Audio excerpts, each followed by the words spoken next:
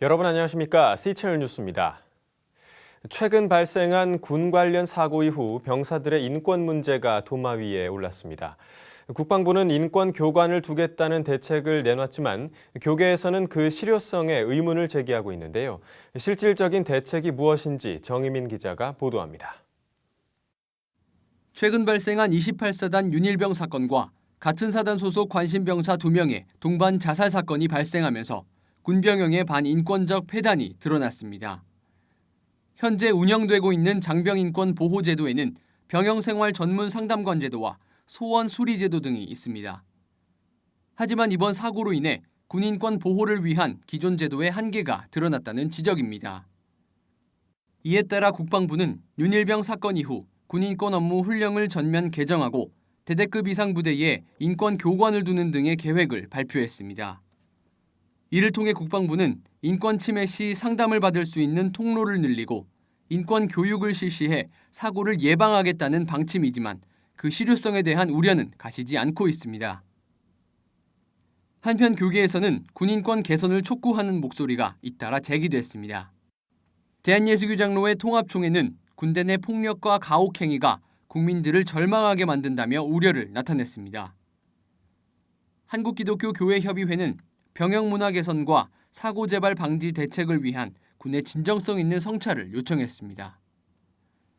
한편 교계 일각에서는 군정 목사의 활동 영역을 넓히는 것이 군인권 문제의 대안이라는 주장이 제기되고 있습니다. 군종 목사 인원 증대와 이들의 활동 지원을 늘려 병영 생활에 한 걸음 가까워질 수 있다는 겁니다. 불거지고 있는 군인권 문제 해결을 위해 교계가 감당해야 할 역할은 무엇인지 고민이 필요한 시점입니다. C채널 뉴스 정의민입니다.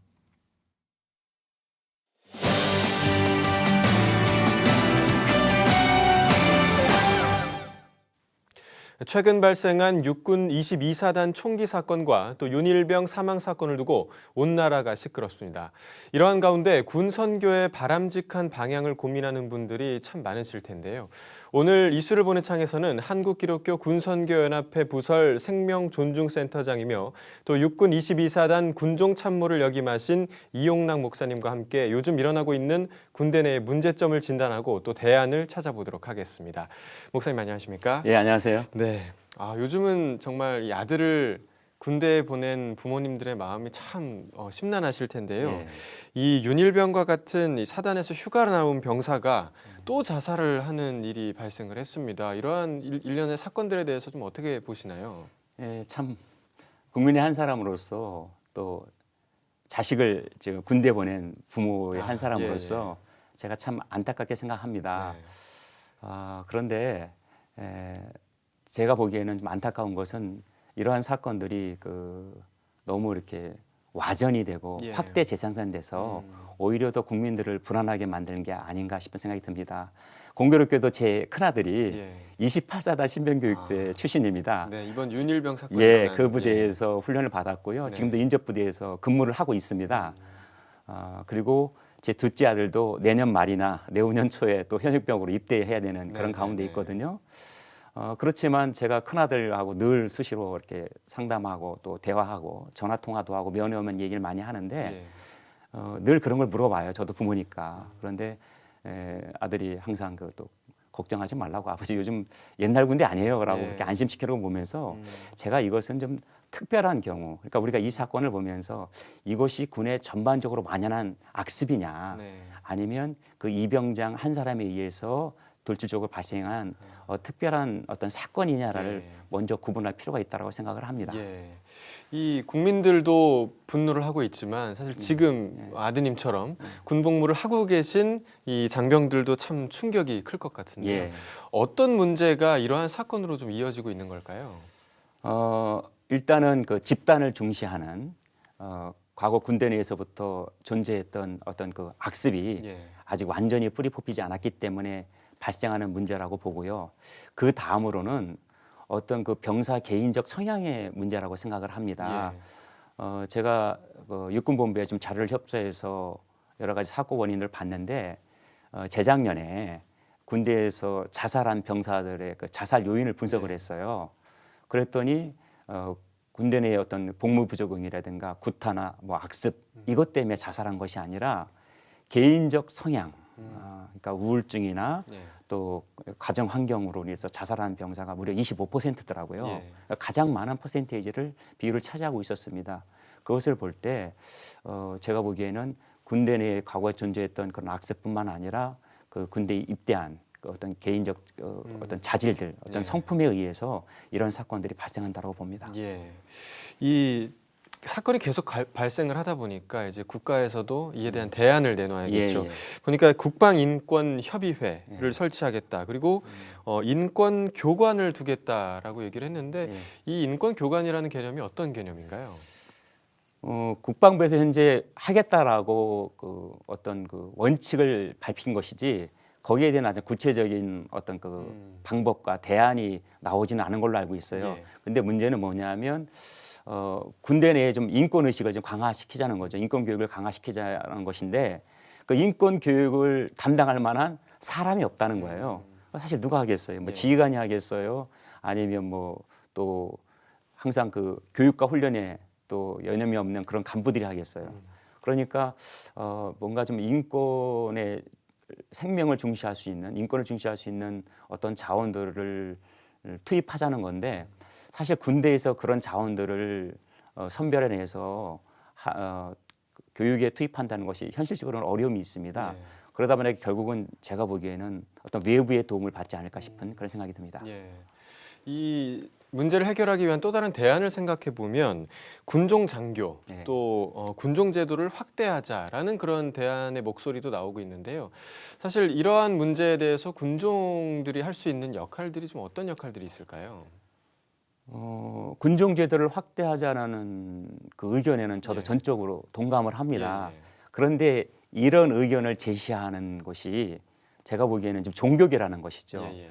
국방부에서 이 군종 장교를 좀 충원하고 이걸 확대 운영해야겠다라고 생각을 해야 되는데 사실은 거기까지는 생각이 미치지 않는 것 같습니다.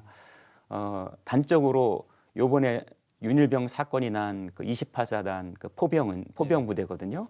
근데 군종 장교는 기본적으로 우리가 목사뿐만 아니라 우리가 이제 법사, 신부를 포함해서 군종 장교라고 하거든요. 그렇죠. 물론 그 중에 가장 많은 비율을 차지하고 있는 것이 이제 목사지만 이 군종 장교는 기본적으로 연대급에 배치되어 있어요.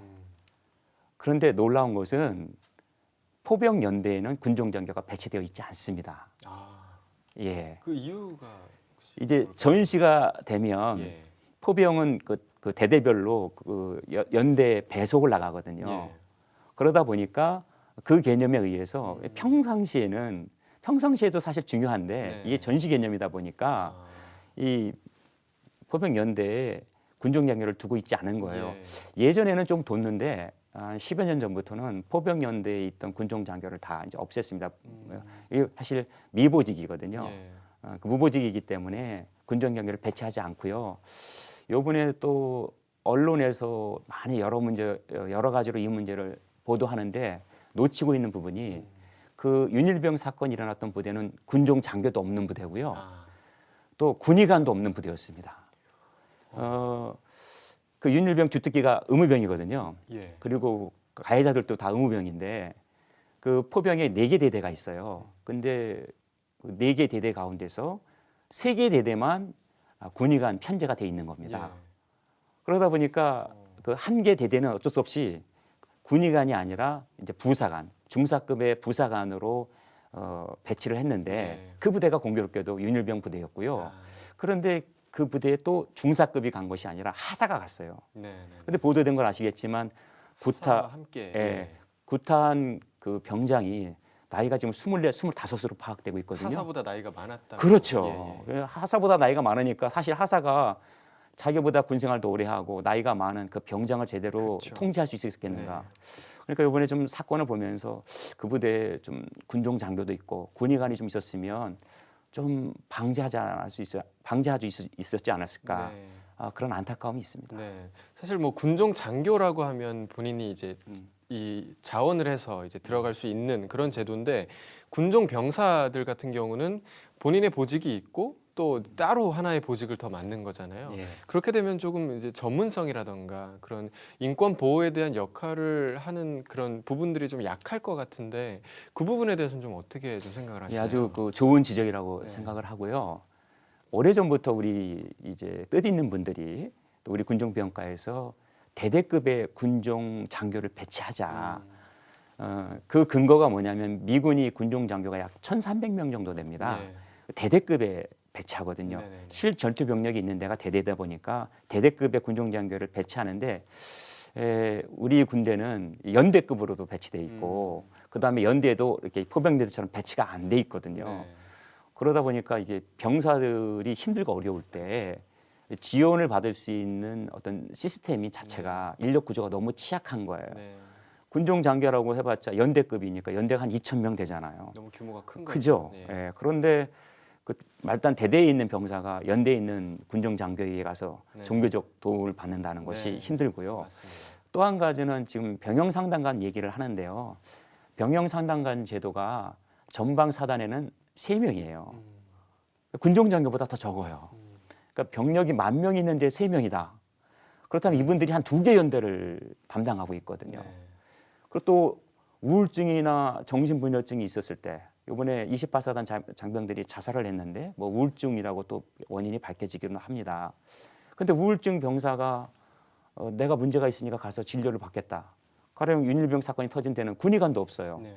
그런데 또 이 우울증의 문제는 정신과의 문제거든요. 그렇죠. 그럼 정신과 군의관이 있어야 되는데 이런 분들이 사단에 1명 정도 있어요. 그러니까 병사들이 힘들고 어려울 때 네. 종교적으로 또 상담 부분에서 또 어떤 심리적인 부분에서 정신적인 부분에서 지원을 받을 수 있는 시스템이 우리 군대가 아직은 너무 취약합니다. 네, 맞습니다.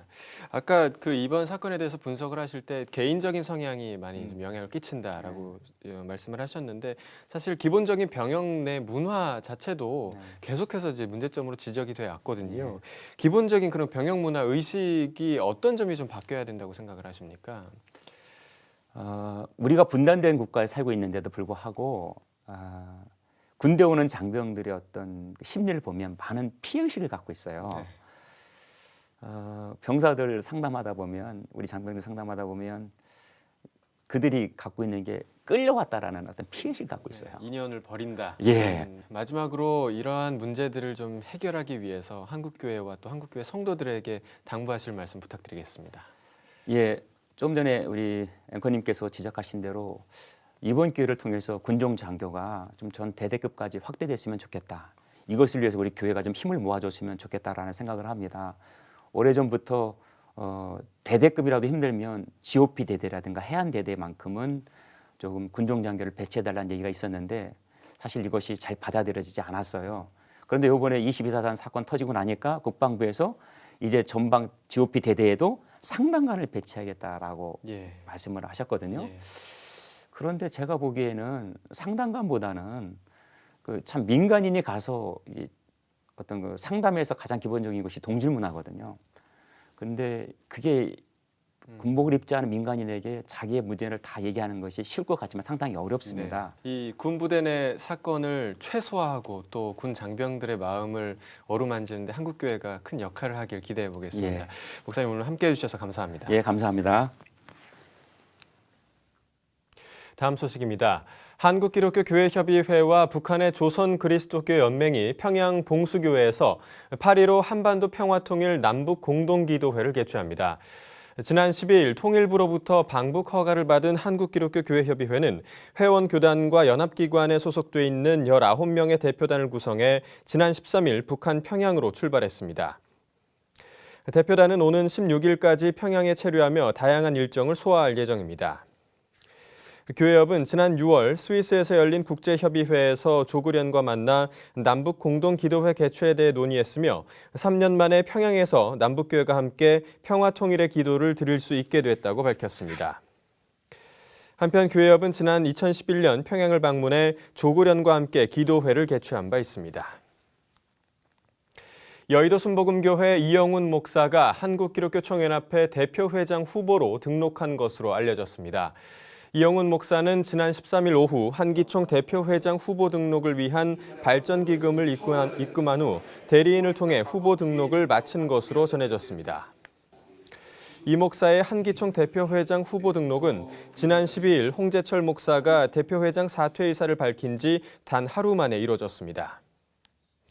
홍재철 목사는 지난 12일 기자회견을 열고 프란치스코 교황의 방한을 앞둔 한국교회가 불법과 부정의 모습을 보여 먼저 결단해야 할 때로 느꼈다며 사퇴 의사를 밝힌 바 있습니다.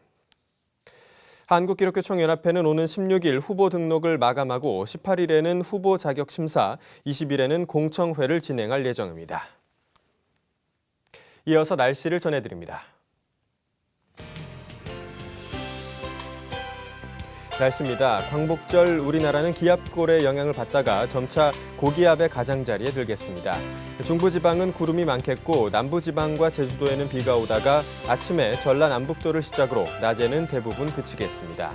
바다에는 안개가 짙게 끼는 곳이 있겠으니 항해나 조업을 하는 선박은 각별히 유의하셔야겠습니다. 아침 기온은 서울 22도, 대구 20도, 낮 최고 기온은 서울 30도, 광주 28도를 기록하겠습니다. 바다의 물결은 모든 바다에서 0.5에서 2.5m로 일겠습니다. 주간 날씨입니다. 주말에는 비 소식이 없습니다. 하지만 다음 주 월요일과 화요일 이틀 동안은 전국에 비가 내릴 것으로 보입니다. 뉴스를 마칩니다. 시청해주신 여러분 고맙습니다.